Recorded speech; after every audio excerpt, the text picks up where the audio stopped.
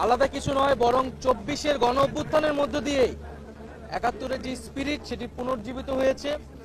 71-এ আমরা যা চেয়েছিলাম সেটা 54 বছরে অর্জিত হতে পারে নাই বিধায় একটা ফ্যাসিজম 15 বছর ধরে বাংলাদেশে চেপে বসেছিল বিধায়ী আরেকটি গণ অভ্যুত্থানের কিন্তু প্রয়োজন হয়েছিল।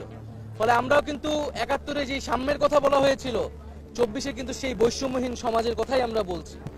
ফলে যারা এটাকে আসলে পরস্পর বিরোধী বা মুখোমুখি করে দাঁড়া করাচ্ছে তাদের উদ্দেশ্য অসৎ, এবং আমরা মনে করি তারা 24-এর গণ অভ্যুত্থানকে, এই যে ছাত্র জনতার বিজয়কে প্রকৃতভাবে উপলব্ধি করতে পারেনি।